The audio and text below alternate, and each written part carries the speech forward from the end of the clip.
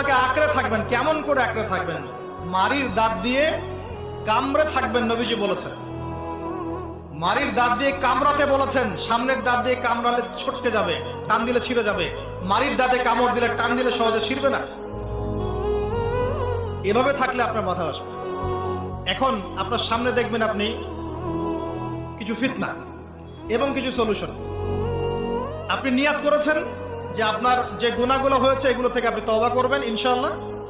আগামী দিনগুলো আপনি কোরআন এবং সুন্নাহ অনুসারে চলবেন। এই কথা সেটা একমত আছেন তো? এখন চলতে গিয়ে দেখবেন যে আপনি কিছু স্পষ্ট বিষয় দেখতে পারবেন যেগুলোর সাথে আসলে কোরআন সুন্নাহর খুব একটা মিল পাওয়া যাবে না। আপনি দেখবেন স্পষ্ট শিরক করছে মুসলিমরা, আপনি দেখবেন স্পষ্ট বেদাত করছে, আপনি দেখবেন হারাম খাচ্ছে। মুসলিম যুবকরা মাদক, পর্নোগ্রাফি, জেনা, ফ্রি মিক্সিং, আপনার জুয়া, ক্যাসিনো, এই যে আপনার টিকটক প্রজন্ম, এগুলো নিয়ে ব্যস্ত আছে। আপনি স্পষ্ট দেখবেন মেয়েরা বেহায়ের মতো ঘুরে বেড়াচ্ছে। আপনি স্পষ্ট দেখবেন যে আপনি হালালে থাকলে চাকরি পাচ্ছেন না। আপনি স্পষ্ট দেখবেন পরিবারের লোকজন কথা শোনে না। আপনি এমনও দেখবেন ওলামায়ে কেরামের মাঝে ঐক্য নাই। এমন দেখবেন আপনি এমনও দেখবেন যে মানুষ দিনকে দুনিয়ার বিনিময়ে বিক্রি করে দিচ্ছে। আর এমন দেখবেন যারা আপনার উপরে আছে তারা দিন সম্পর্কে তেমন কোনো জ্ঞান রাখে না। এমন জটিল পরিস্থিতিতে আপনি কি করবেন তখন? এরপরে আপনি যখন বিশ্বের দিকে তাকাবেন তখন দেখবেন বিশ্বের সমস্ত পরাশক্তিরা ঐক্যবদ্ধ ইসলামের বিরুদ্ধে। বিশ্বের সমস্ত বড় বড় পরাশক্তিরা ঐক্যবদ্ধ ইসলামের বিরুদ্ধে। দেখবেন আপনি ইসলামের কোনো খিলাফা নাই, দেখবেন কোনো ইমাম নাই, কোনো আমির নাই, কোনো জামাআ নাই। দেখবেন আপনি সেই রকম সলফে সালেহিনদের যুগের মতো শৌর্য-বীর্য, ব্যক্তিত্ব, গায়রাত কিছু নাই। মনে হবে যেন আমরা দাসত্বের শৃঙ্খলা আবদ্ধ হয়ে গেছে। তখন আপনি কষ্ট পাবেন মনে মনে। আপনার মধ্যে ঈমান থেকে থাকলে আপনি কষ্ট পাবেন, ভিতর থেকে কষ্ট ফিল করবেন। যদি প্যারালাইজড রোগী হয়ে থাকেন তাহলে কষ্ট ফিল করবেন না। চেতনা থাকে দিনের, কষ্ট ফিল করবেন। তখন আপনার স্ট্রাগল শুরু হবে। তখন আল্লাহ যদি আপনাকে বুঝ দেন, আল্লাহ দেখবেন আপনি কি করেন।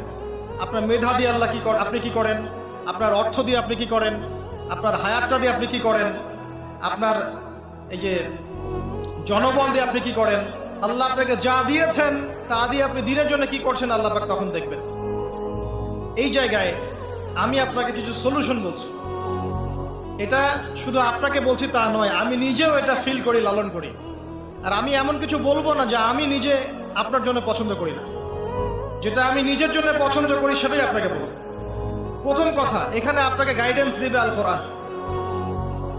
এরকম সিচুয়েশনে আপনাকে পথ দেখাবে অনলি আল কোরআন। এরপর নবী সাল্লাল্লাহু আলাইহি ওয়াসাল্লামের হাদিস। এখানে আপনার দায়িত্ব আসবে প্রথমত কোরআন পড়া শিখতে হবে। প্রথম কাজটা কি ভাই? কোরআন পড়া শিখতে হবে, তেলাওয়াত শিখতেই হবে, নিয়মিত তেলাওয়াত করতে হবে। একটা দিন যাবেন আপনার জীবনে যে কোরআন তেলাওয়াত আপনি করেন না, ইনশাআল্লাহ। বেশি থেকে বেশি করবেন, বেশি থেকে বেশি। আমার পরামর্শ হচ্ছে দিনে এক পারা করে করার চেষ্টা করুন। এরপর দায়িত্ব চলে আসবে আপনার কোরআন বোঝা। আপনি কিছু অংশ মুখস্থ করবেন, হিফজ করবেন, অর্থটা বোঝার চেষ্টা করবেন, কোরআনের ভাষাটা শেখার চেষ্টা করবেন। এর সবকিছু আপনি বুঝতে পারবেন না, তখন কি করবেন? আলেম ওলামার কাছে যাবেন, তাদের সোহবতে গিয়ে পড়ে থাকবেন। যে বিষয়টা বুঝতে পারছেন না জিজ্ঞাসা করে জেনে নেবেন। ফাসআলু আহলা যিকরি ইন কুনতুম লা তা'লামুন। এরপর কোরআনের আদেশ নিষেধগুলো আপনি মেনে চলবেন, নিজের পরিবারে এবং নিজের অধীনস্থদের মধ্যে। এরপরে আপনি থেমে যাবেন না। কোরআনের দাওয়াত আপনি যতটুকু জানেন এটা মানুষের কাছে প্রচার করবেন। মাদ্রাসা করবেন, মসজিদ আবাদ করবেন, মক্তব চালু করবেন, কোরআনের একটা রেভলিউশন ক্রিয়েট করবেন। কোরআনের জন্য আপনার জান, মাল, অর্থ বিলিয়ে দিবেন। ওই একটা ছোট্ট কাজ দেখবেন পরকালে জান্নাতে যাওয়ার ওসিলা হয়ে গেছে ইনশাআল্লাহ। তারপরে আপনি সুন্নতকে পাবেন।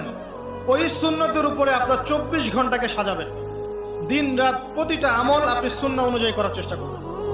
এরপরে গিয়ে আপনার দায়িত্ব আরো বাড়বে। এরপর দায়িত্ব চলে আসবে উম্মাহ কেন্দ্রিক। আপনার তাসকিয়া অর্জন করতে হবে, আত্মশুদ্ধি। আত্মশুদ্ধি অর্জন করতে হলে সবসময় পরকালের ফিকির করতে হয়, মৌতের স্মরণ করতে হয়, বেশি বেশি কোরআন তেলাওয়াত করতে হয়, এতিমের মাথায় হাত বোলাতে হয়, আপনার সাদাকা বেশি বেশি করতে হয়, মাঝে মাঝে রোজা রাখতে হয়। এগুলো করতে থাকলে আল্লাহর জিকির বেশি বেশি করতে হয়। আল্লাহর ধ্যান করতে হয়, আল্লাহকে ডাকতে হয়, দোয়া করতে হয়, আত্মশুদ্ধি অর্জন হবে। একই সাথে আপনার অন্তর থেকে হিংসা, বিদ্বেষ, এই যে গীবত, রিয়া, অহংকার, সমালোচনা, সংস্কৃতি দূর করতে হবে। মনের মধ্যে অহংকার, হিংসা, বিদ্বেষ থাকলে আল্লাহর নূর পাওয়া যাবে না, তখন তাজকিয়া অর্জন হবে না। আল্লাহর নূর না আসলে আপনি খিজির হতে পারবেন না, যে অনেক দূর পর্যন্ত দেখতে পারে। সূরা কাহফের মধ্যে ঘটনা পাবেন। আর এই শেষ জামানায় টিকতে হলে আপনাকে খিজির হতে হবে, দূর পর্যন্ত দেখতে হবে। শোনেন, দূর পর্যন্ত দেখতে না পারলে বর্তমানকে মনে হবে ভবিষ্যৎ। এখন যে ফিতনাময় পরিবেশে বসে আছে এটা বর্তমান, এটা ভবিষ্যৎ নয়। একটা কথা বলেছিলাম বেশ কয়েক বছর আগে যে আপনার এমন একটা সময় আসতে যাচ্ছে যখন ক্যাশলেস সোসাইটি থাকবে, মানে কাগজের টাকাটাও থাকবে না।